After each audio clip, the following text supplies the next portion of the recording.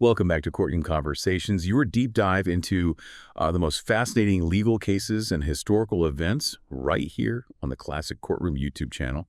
Before we get started, be sure to hit that like button and subscribe to Classic Courtroom for more captivating content just like this. Today we're diving into a topic that's both fascinating and deeply unsettling: the potential transformation of Jonestown into a tourist attraction. Our source is a recent AP article that really digs into this controversial proposal. You might recall Jonestown as a site of that horrific mass suicide murder back in 1978, orchestrated by the infamous Jim Jones. So the question we're wrestling with today is this: can a place steeped in such tragedy be responsibly and respectfully turned into a site for education and remembrance? What do you think? It's a question that's sparked quite a debate. To understand the magnitude of this idea, we need to first grasp the weight of the Jonestown tragedy itself. Jim Jones, a charismatic yet deeply troubled preacher, led his followers, many drawn to his promises of social justice and communal living, to this settlement in Guyana, Jonestown. It all culminated in November 1978 with the deaths of over 900 people, including hundreds of children, in a mass suicide murder orchestrated by Jones. The details are truly chilling. The article mentions that the poison used was actually a grape-flavored drink and it was given to the children first. It's difficult to comprehend the level of manipulation and coercion that must have been at play. It really underscores the dangers of cult-like leadership and the vulnerability of individuals seeking a sense of community and purpose.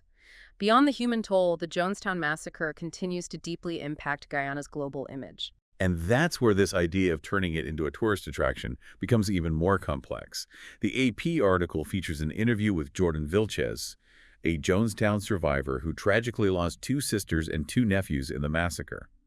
She's grappling with this idea, acknowledging Guyana's potential right to profit from Jonestown, while also advocating for respect and understanding for the victims and their families. That's a heavy burden to bear. Absolutely. Her perspective highlights the need to strike a delicate balance between economic opportunities and the ethical considerations of potentially profiting from such a horrific event. Any attempt to showcase Jonestown would have to delve deeper than the surface, offering visitors context and understanding of the social, cultural, and even psychological factors that contributed to this tragedy. Right. And speaking of showcasing, the proposed tour logistics are pretty intense. We're connecting a remote location, a journey through dense jungle and along rivers, and then you arrive at the remnants of this settlement. It paints a stark picture. It's definitely not your average tourist destination. This brings up an interesting parallel, though. Some countries have embraced what's called dark tourism, where sites of tragedy or disaster are turned into memorials and educational experiences. For instance, Rwanda has taken this approach with sites related to the 1994 genocide. These sites offer a powerful lens for education and reflection, prompting visitors to confront the horrors of the past and hopefully learn from them. The question is, could Jonestown achieve a similar impact? It's a big question. And within Guyana itself, there are strongly contrasting opinions about this whole project. While the government seems quite enthusiastic, highlighting potential economic benefits and the opportunity to learn from history, others are concerned about the risk of disrespecting the victims and reopening old wounds for those who still carry the pain of that past. That diversity of viewpoints is understandable. The government's support likely stems from a desire to diversify their economy, particularly with Guyana's recent rise as a major oil producer. They're looking for ways to attract visitors beyond the oil and gas sector. And those who support the project point to precedents like Auschwitz and Holocaust museums, arguing that these sites serve as crucial reminders of the consequences of hate and intolerance. They believe Jonestown could serve a similar purpose. Those sites, however, have been carefully curated to provide accurate information and foster respectful remembrance. The challenge with Jonestown is that it's not just a historical event. It's a deeply personal tragedy for many individuals who are still alive today. Absolutely. And the article adds another layer of complexity by sharing Pilot Estill Paul's eyewitness account of Congressman Leo Ryan's assassination during his visit to Jonestown just before the mass suicide. Ryan went there to investigate allegations of abuse and was killed while trying to leave with a group of defectors. Paul's account provides a chilling first-hand perspective and reveals just how volatile and dangerous the situation in Jonestown was. It also raises questions about the safety and security of potential tourists. Could such a remote and historically charged location guarantee visitor well-being? The idea of dark tourism is inherently complex. On the one hand, you have the potential for education, remembrance, and economic development. On the other hand, there's the very real risk of exploitation, sensationalism, and a lack of respect for the victims and their families. It's a difficult balance to strike. And in the case of Jonestown, the potential for sensationalism feels particularly high. This wasn't just a tragedy, it was a mass suicide murder orchestrated by a leader who held immense sway over his followers. The whole story has this kind of morbid fascination to it, doesn't it? It absolutely does. And that's precisely why sensitivity and accuracy are paramount if this were to ever become a reality. If Jonestown were to be presented to the public, it would be crucial to do so in a way that avoids exploitation or any romanticizing of the events. The focus needs to remain on the victims, their stories, and the social and psychological factors that led so many people down this tragic path. It's also important to remember the historical context. The Jonestown Massacre occurred in the 1970s, a time of significant social and political upheaval. The Civil Rights Movement, the Vietnam War, the Watergate scandal, there was a lot of disillusionment and distrust in authority. People were looking for answers for community, and Jones offered them what appeared to be a utopian escape. Absolutely. That historical context is key to understanding the appeal of Jones's message and why people were willing to follow him to such a remote and isolated location. It's also important to remember that many of Jones's followers were marginalized individuals who were drawn to his promises of equality and social justice. It's heartbreaking that their search for a better life ended in such a horrific way. And as the article highlights, the events of Jonestown continue to traumatize some Guyanese people to this day. It's a dark stain on their nation's history, something many would rather forget.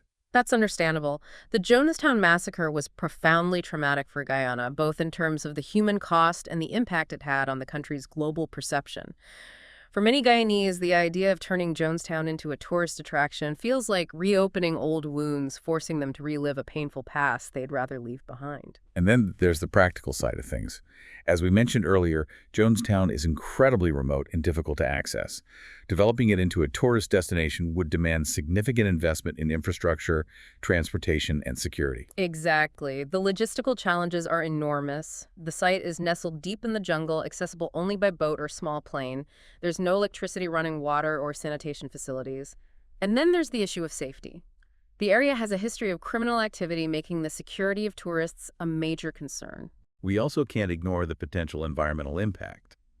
Developing Jonestown for tourism could have significant consequences for the surrounding rainforest ecosystem. It's a delicate balancing act between economic development and environmental preservation. It really is. That's a conversation that needs to involve all stakeholders, including the local communities who rely on the rainforest for their livelihoods. Any development plans would have to be carefully considered to minimize the environmental footprint and ensure the use of sustainable tourism practices. So it seems there's a lot to consider both ethically and practically. To get a clearer picture, let's break down the key arguments for and against turning Jonestown into a tourist attraction. What are some of the main points raised by those in favor of the idea? Those who support the project argue that it has the potential to significantly boost tourism, create much-needed jobs, and generate revenue for the local economy. They also believe it could be a valuable educational tool, a way to teach visitors about the dangers of cult-like leadership and the importance of critical thinking. And of course, they point to the site's historical significance, advocating for its preservation for future generations. Those are certainly compelling arguments. What about the other side of the debate? What are the main concerns raised by those who oppose the idea? Those opposed to the project argue that it would be deeply disrespectful to the victims and their families, essentially exploiting their suffering for economic gain. They worry about the potential to re-traumatize those who are still healing from the tragedy. They also raise concerns about the immense logistical challenges, the risk of spreading misinformation, and the potential negative environmental impact. So there are strong arguments on both sides of the issue. It's clear this isn't a simple decision with a black and white answer. Exactly. The decision of whether or not to develop Jonestown for tourism ultimately rests with the Guyanese people. They have to weigh the ethical, practical, and cultural considerations involved. And what about Jordan Vilches, the survivor we discussed earlier? Where does she stand on the idea of turning Jonestown into a tourist attraction? Vilches has expressed mixed emotions about the proposal. While she recognizes Guyana's potential right to profit from Jonestown, she stresses the importance of treating the site with respect, accuracy, and understanding. She believes that any attempt to present Jonestown to the public must honor the victims and their stories while also providing a comprehensive context for the tragedy. This seems like a very balanced and thoughtful perspective. It Yeah. sounds like she's seeking a way to acknowledge the economic potential of the site without exploiting or sensationalizing the tragedy that occurred there. You're right. Her voice carries a lot of weight in this conversation. As a survivor of the Jonestown massacre, she brings a unique and invaluable perspective that should be heard and considered as decisions are made about the future of the site. Her desire for respect and understanding is something that should guide any plans for Jonestown. Absolutely. Her story brings us back to the human cost of this tragedy, the individual lives lost and the families torn apart. It's a crucial reminder that Jonestown isn't just a historical site. It's a place of immeasurable suffering and loss. It is, and that fact should never be forgotten regardless of what decisions are made about the future of Jonestown. The memory of the victims and the lessons learned from this tragedy must be preserved and shared with future generations. That raises a critical question. If Jonestown were to become a tourist destination, what would be the most effective and responsible way to present it to the public? What message should it convey?